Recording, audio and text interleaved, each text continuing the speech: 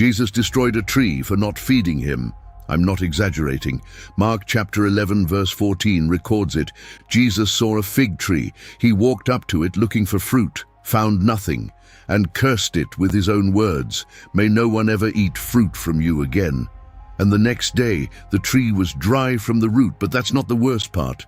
The worst part is what verse 13 says. Mark adds a detail that makes the whole thing sound deeply unfair.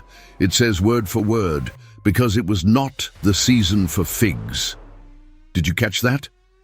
The biblical text itself makes it clear that it was not fig season, that the tree had no fruit because it couldn't have any. And still Jesus cursed it, he said, "May no one ever eat fruit from you again." And the next day the tree was dry from the root. This doesn't look like a teaching. It looks like a whim. It looks like an injustice. It looks like the Son of God punished a tree for something that was completely beyond its control. And for this passage has been one of the hardest to explain in the entire New Testament. Critics have used it to attack the character of Jesus. Skeptics point to it as proof of irrationality, and many believers simply ignore it because they don't know what to do with it. But what I'm going to show you today is that this passage is not a problem. It's a masterpiece, an acted-out prophecy, a coded message that Jesus deliberately placed at an exact location, at an exact moment, with an intention that shook the foundations of the most powerful religious system of his time. And to understand it, you need to see three things that almost no one notices. The first is botanical, the second is literary, and the third is prophetic. And when all three connect, this passage will never seem unfair to you again.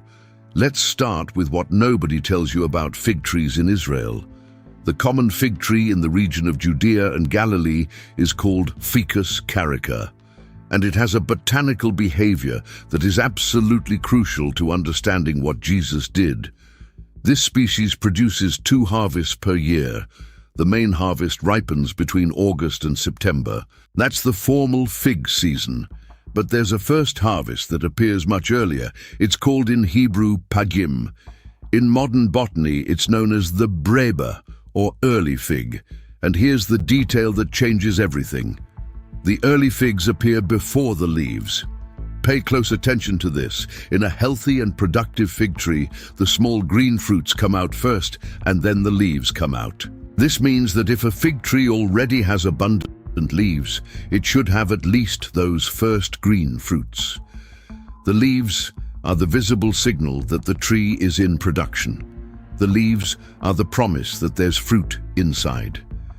If there are leaves and not even early figs, that's not a seasonal problem, that's a problem with the tree. The Swedish botanist Carl Linnaeus was the one who formally classified Ficus carica in the 18th century. But the farmers of ancient Israel had known this cycle perfectly for millennia. A Galilean farmer who saw a fig tree full of leaves in spring would expect to find pagim, small green fruits, edible, bitter but nutritious. And if he didn't find them, he knew exactly what it meant. That tree was barren, all foliage, zero production. When Mark says it was not the season for figs, he's referring to the main harvest, the ripe summer figs. But Jesus wasn't looking for ripe figs. He was looking for the first buds, the pagim, the ones that should have been there because the leaves were already out. And there was nothing. And there's something else about these pagim that is fascinating.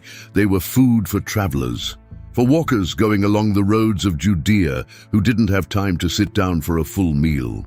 They'd grab a handful of those green figs from the roadside and keep walking.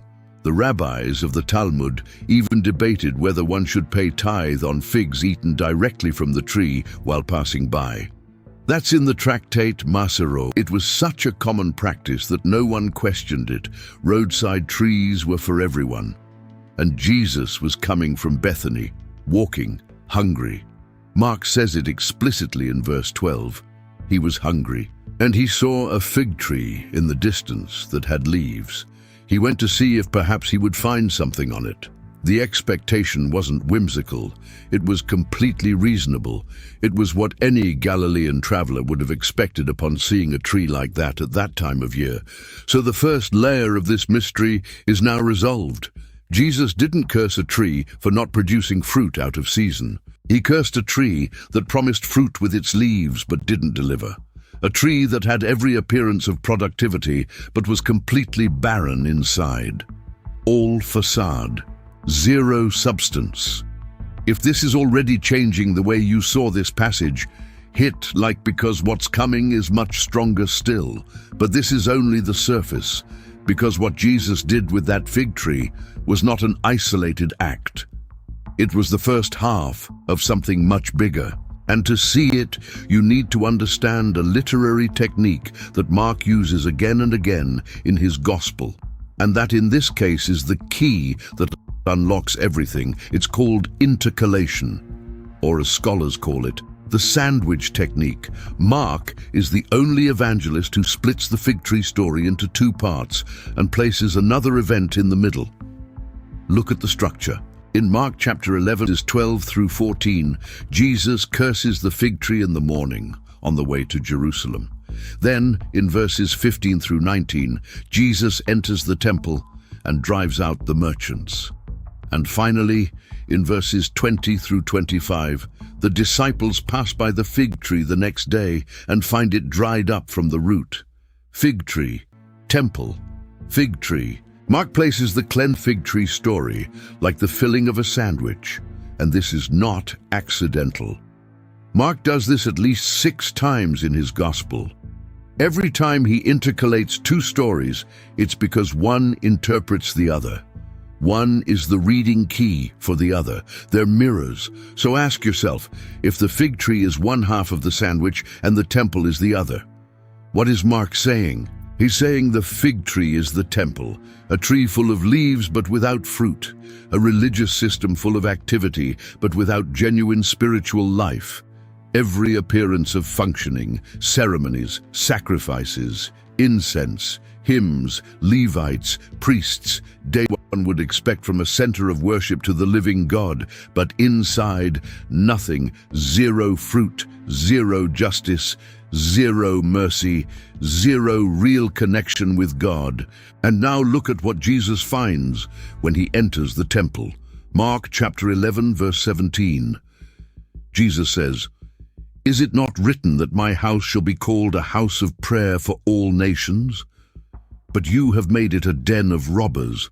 The quote is from Isaiah chapter 56, verse 7, and the second part comes from Jeremiah chapter 7, verse 11, den of robbers. Do you know what a den of robbers was in the ancient world? It wasn't where robbers robbed. It was where they hid after robbing, a refuge, a safe place. Jesus wasn't saying that people robbed in the temple. He was saying something worse. He was saying that people used the temple as a spiritual hideout. They did their dirty business outside. They exploited the poor. They oppressed the widows. And they came to the temple to feel safe, to fulfill the ritual, to present their sacrifice. And they believed that was enough. The prophet Jeremiah denounced it more than 600 years earlier. Jeremiah chapter 7, verses 9 and 10. Will you steal, murder, commit adultery, swear falsely, burn incense to Baal, walk after other gods, and then come and stand before me in this house, which is called by my name, and say, we are delivered? Jeremiah was talking about the first temple, Solomon's temple, and God responded by destroying it in the year 586 before our era at the hands of Nebuchadnezzar. And now Jesus was standing in the second temple, making exactly the same accusation, the same disease, the same diagnosis, all foliage, zero fruit, and the curse of the fig tree was the warning of what was coming. Think of it this way. The fig tree was not a random punishment against a tree. It was a living parable, a deliberate prophetic act. The prophets of the Old Testament did this all the time. Ezekiel lay on his side for 390 days to represent the years of Israel's sin. That's in Ezekiel chapter 4 verses 4 through 6. Jeremiah broke a clay jar in front of the elders to represent the coming destruction. That's in Jeremiah chapter 19 verses 10 and 11. Hosea married an unfaithful woman to represent God's relationship with Israel. That's in Hosea chapter 1 verses 2 and 3. Jesus was in that same prophetic tradition, but instead of acting out a symbol for days or months, he a single devastating gesture, a dried fig tree, a condemned temple, and the clock started ticking. Now there's something you need to see that connects this to a web of prophecies running throughout the entire Old Testament, because the fig tree is not a symbol Jesus invented in that moment. The fig tree as an image of Israel appears again and again and again in the prophets, and every time it appears barren, it announces judgment. Jeremiah chapter 8 verse 13. God says, "There will be no on the fig tree, and the leaves will wither." Hosea chapter 9 verse 10. God says, "Like grapes in the wilderness I found Israel. Like the first fruit on the fig tree I saw your fathers. But they went to Baal Peor." Micah chapter 7 verse 1. "Woe is me, for I am like when they have gathered the summer fruits. There is no cluster to eat. There is no early fig that my soul desires." Do you see the pattern? Again and again, God seeks fruit in his people. And again he finds the fig tree empty. And when Jesus approached that fig tree on the road to Jerusalem, he was intentionally recreating the same scene that the prophets had described for centuries. God comes looking for fruit and finds nothing. But there's an even deeper layer, because Jesus had already told this story before, in parable form. Luke chapter 13 verses 6 through 9. A man had a fig tree planted in his vineyard. He came looking for fruit on it and found none. He said to the vine dresser, "For 3 years I have come looking for fruit on this fig tree and find none. Cut it down. Why should it use up the ground?" The vine dresser answered, "Leave it alone for 1 more year. I will dig around it and fertilize it. If it bears fruit next year, fine. If not, you can cut it down." 3 years looking for fruit, 3 years of Jesus's public ministry. And the parable ended with a warning. 1 more year of grace. If it bears fruit, fine. If not, cut it down. And now in Mark chapter 11, Jesus is no longer telling a parable about a fig tree. He's standing in front of a real fig tree. And the time of grace is over. The parable became reality. The owner came one last time, looked for fruit, and found none, and pronounced the sentence, "May no one ever eat fruit from you again." This should give you chills, because what Jesus did that morning on the road to Jerusalem was not an emotional outburst. It was the fulfillment of his own prophecy. It was the final act of a story that had been developing for centuries. God seeking fruit in his people, the prophet's warning, the fig tree always barren, and finally, judgment. 40 years after Jesus cursed that fig tree in the year 70 of our era, the Roman general Titus besieged. His legions surrounded the city. They cut off supplies. Famine took over everything. The Jewish historian Flavius Josephus, who was an eyewitness to the destruction, documented what happened inside the walls. Mothers cooking their own children. That's in his work, The Jewish War Book 6, chapter 3. Priests fighting among themselves while the temple burned. Bodies piled in the streets with no one to bury them. 1,100,000 people died during the siege, according to Josephus. 97,000 were captured as slaves. The streets of Jerusalem were stained with blood. The Roman soldiers looted every corner searching for gold. When someone told them that Jews had swallowed gold coins to hide them, the soldiers began cutting open the stomachs of prisoners looking for the metal. Josephus records that in a single night, 2,000 people were cut open that way, and finally the legions broke through the walls. They entered the temple and burned it, stone by stone, exactly as Jesus had prophesied in Mark chapter 13, verse 2. Do you see these great buildings? Not one stone will be left upon another that will not be thrown down. Titus himself tried to preserve the temple according to Josephus. He gave the order not to destroy it, but a soldier hurled a torch through a window and the fire spread uncontrollably. According to the tradition based on the accounts of Josephus, the gold that decorated the interior walls melted in the heat and seeped between the stones. Afterward, the soldiers dismantled every stone to recover the melted gold. And so the prophecy was literally fulfilled. Not one stone was left upon another. The fig tree dried up from the root. But the story doesn't end with destruction. It ends with something nobody expects. Because Jesus' response when Peter shows him the dried fig tree has nothing to do with judgment, and that changes absolutely everything. If you've made it this far and never seen the connection between the fig tree and the destruction of Jerusalem, subscribe, because every week we discuss biblical texts. Now, there's a detail in the text that most people completely overlook, and it's perhaps the most impactful part of this entire story. Because after Peter points out the dried fig tree, after he says, "Rabbi, look, the fig tree you cursed has withered." Mark chapter 11, verse 21. Jesus gives them a lesson about judgment. He doesn't explain the symbolism of the temple. He doesn't talk to them about the destruction of Jerusalem. He talks to them about faith. Mark chapter 11, verses 22 through 25. Jesus responds, "Have faith in God. Truly I tell you that whoever says to this mountain, 'Be taken up and cast into the sea,' and does not doubt in his heart, but believes that what he says will come to pass, it will be done for him. Therefore I tell you, whatever you ask in prayer, believe that you have received it, and it will be yours.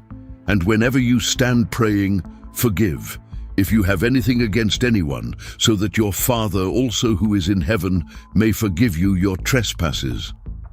And when he said this mountain, he wasn't speaking in the abstract. They were walking from the Mount of Olives with a direct view of the Temple Mount, that mountain, the mountain where the temple he had just condemned stood. Jesus was saying that with genuine faith, that mountain and its entire religious system could be removed. And they were removed. 40 years later, the Romans literally moved every stone of that sacred mount. But there's something deeper in the connection between the dried fig tree and the teaching about faith. Because Jesus isn't simply changing the subject, he's showing the contrast. The fig tree represented a religion without real faith. A structure that functioned by institutional inertia, by custom, by social pressure, but not by living faith. And Jesus says, what I want is not this, what I want is faith. Faith that moves mountains. Faith that doesn't need a stone building to function. Faith that operates through direct prayer to the Father, without intermediaries charging you commission, without inspectors rejecting your offering, without merchants inflating prices. Why does Jesus respond this way? Because the lesson of the fig tree isn't only about judgment. It's about what comes after judgment. It's about what God expects when he tears down a dead religious system. He doesn't expect another system. He expects faith, genuine faith, real prayer, and something the temple had long stopped producing: forgiveness, faith, prayer, forgiveness. Those were the fruits God was looking for in the fig tree, in the temple, in Israel. And he didn't find them, and what he found instead is so dark it will make you look at modern churches with different eyes. He found commercial transactions disguised as worship.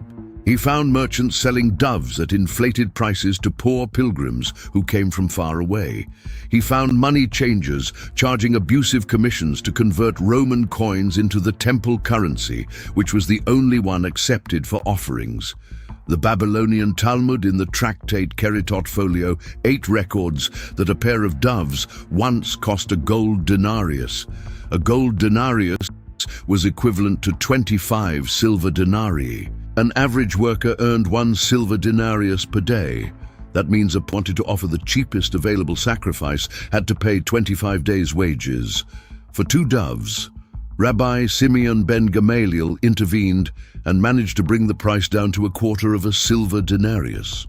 But the fact that a rabbi of the Sanhedrin had to intervene shows how out of control the business had become.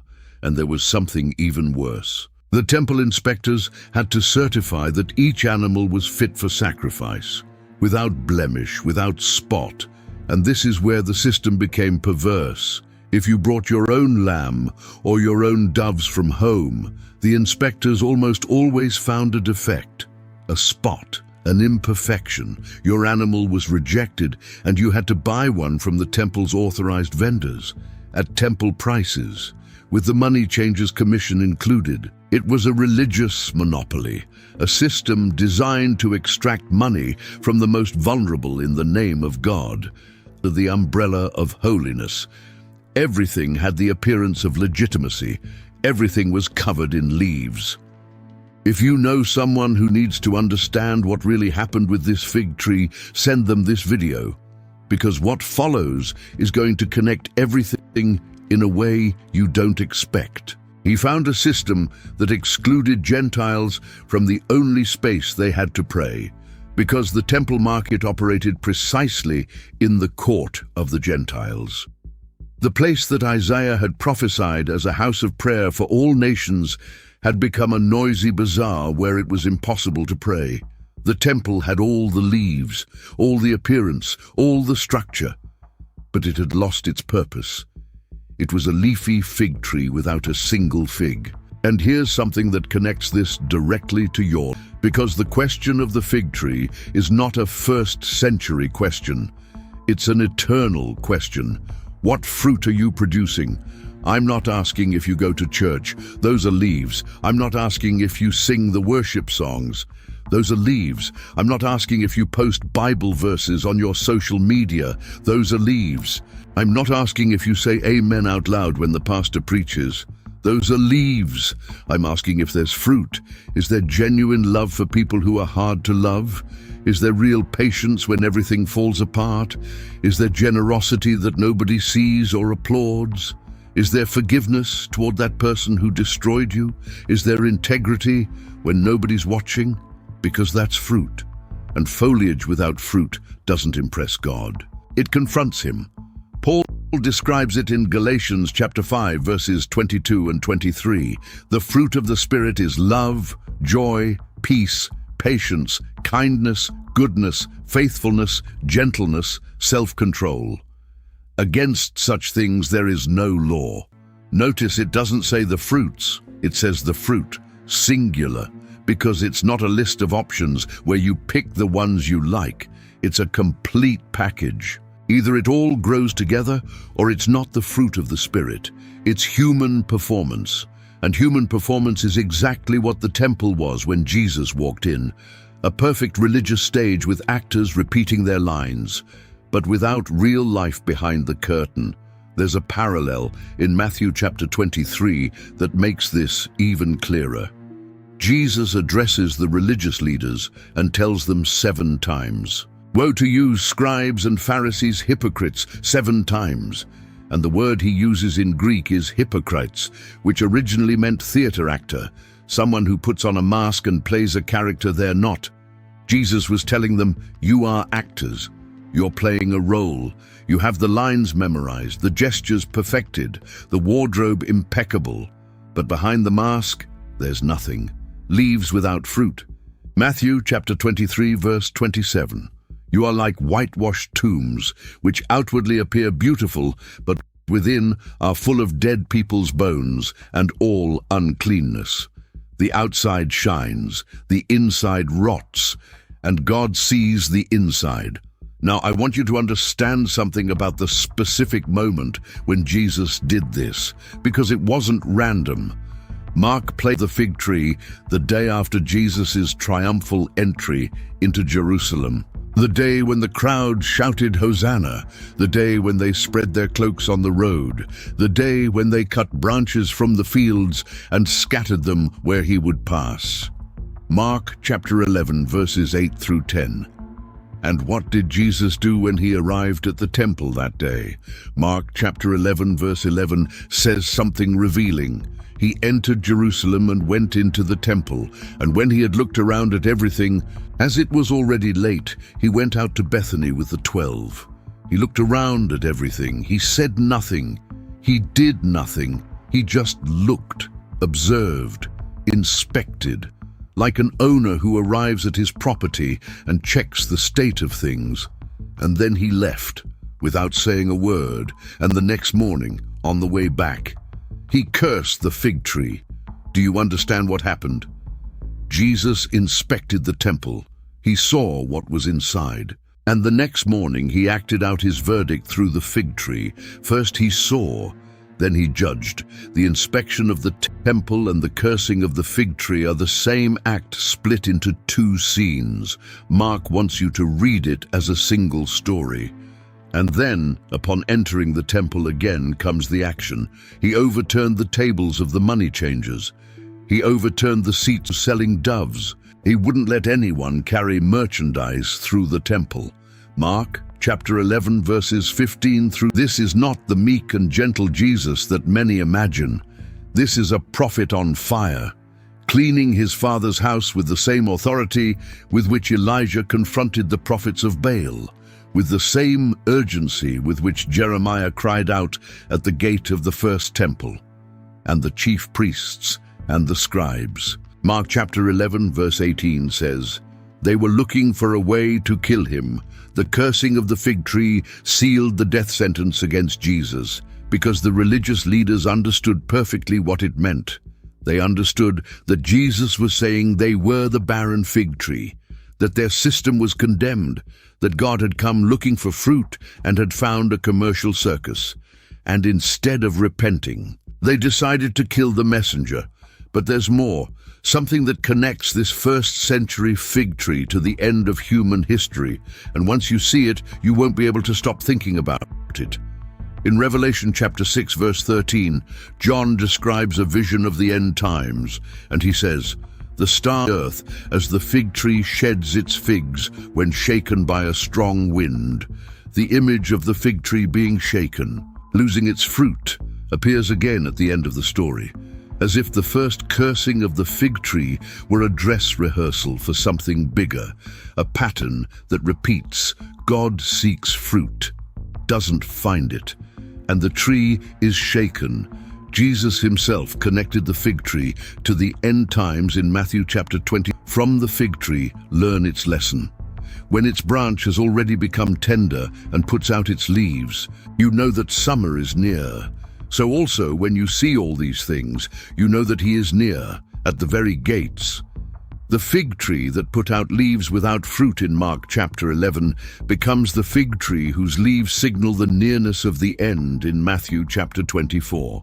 The fig tree is the thermometer of sacred history. Its leaves announce seasons. Its fruit, or the absence of it, reveals the spiritual condition of a generation. And this touches you directly, because the question the fig tree raises has not expired. Every generation is inspected, every church is examined, every owner of the vineyard who comes looking for fruit. And the answer cannot be more leaves. It cannot be more religious activity. It cannot be more posts with Bible verses. It cannot be more revival conferences that produce no real transformation. Imagine someone who goes to church every Sunday, sits in the third row, sings every song with eyes closed and hands raised, posts a daily verse on social media, has a Bible highlighted in 4 different colors, and upon leaving the service cuts off the car next to them in the parking lot, and on Monday yells at the cashier at the supermarket, and on Tuesday refuses to greet the neighbor they've had a conflict with for 2 years, and on Wednesday talks behind someone's back, and on Thursday manipulates their family with emotional blackmail, and on Friday sees someone who needs help and walks past because they're in a hurry, and on Saturday lays out their clothes for Sunday. Perfect leaves, lush, green, bright under the sun. But if you get close, if you really get close to that life, there's not a single fig. And this isn't about pointing at anyone from the outside. This is about looking at yourself in the mirror, because we've all been that fig tree at some point. We've all had seasons where the exterior appearance worked perfectly while inside nothing was growing. We've all confused activity with fruit, movement with life, religious nor connection to God. The fruit God seeks is not manufactured, it grows. It grows when the root is connected to the source. It grows when there's genuine inner life. It grows when what's done in public is the same as what's done in secret. It grows when forgiveness is real and not a nice speech. It grows when love costs something. And the hardest part of this story is that the fig tree didn't know it was barren. The leaves gave it a false sense of normalcy. From its own perspective, everything was working. It was green, it was leafy, it was planted at the edge of the road where everyone could see it. It looked healthy, it looked strong, it looked productive, but inside, nothing was growing. And that's exactly what empty religiosity does. It convinces you that everything is fine. It surrounds you with leaves, with activities, with rituals, with spiritual language. And it numbs you to the point where you no longer notice that you're not producing fruit. You get so used to the foliage that you forget what you exist for. And when someone comes looking for something real, something genuine, something nourishing, there's nothing to offer. Peter saw the dried fig tree and was amazed. But he shouldn't have been amazed, because Jesus had been showing them for 3 years what God expected. And it wasn't ceremonies, it wasn't incense, it wasn't punctual tithing while crushing the weak. It was mercy. Hosea chapter 6 verse 6, I desire mercy and not sacrifice, the knowledge of God rather than burnt offerings. Mercy. That was the fruit, and the fig tree didn't have it, and the temple didn't have it, and many who call themselves followers of Jesus today don't have it either. They have the leaves, they have the facade, they have the right vocabulary. They know when to say amen, they know when to raise their hands, they know when to cry at the altar. But when the moment comes to forgive the one who betrayed them, silence. When the moment comes to give without anyone seeing, silence. When the moment comes to love someone who thinks differently, silence. Leaves without fruit. The fig tree Jesus cursed didn't die because Jesus was in a bad mood. It died because it represented something that was already dead inside. The curse didn't kill it, it exposed it. It revealed what was already true, that behind all that leafiness there was no life. Only appearance, only facade, only a green spectacle that fooled those who looked from a distance. But for those who looked for real fruit, there was nothing. Jesus approached the fig tree hungry. God approaches your life looking for something. He doesn't come to admire your leaves. He doesn't come to count your religious activities. He doesn't come to measure how many times you went to church this month. He comes looking for a fig, just one, a real act of love, a moment of inner truth, an instant of authentic surrender where the mask falls and what remains is genuine. And the question the fig tree leaves you with is not theological, it's not academic, it's not historical. It's the most personal question that exists. If Jesus approaches your life today, hungry, looking for fruit, will he find something? If this video made you stop for a second and look inside yourself, then it did what it was supposed to do. Don't keep it to yourself. Share it with someone who needs to hear it. And there's a video on screen right now.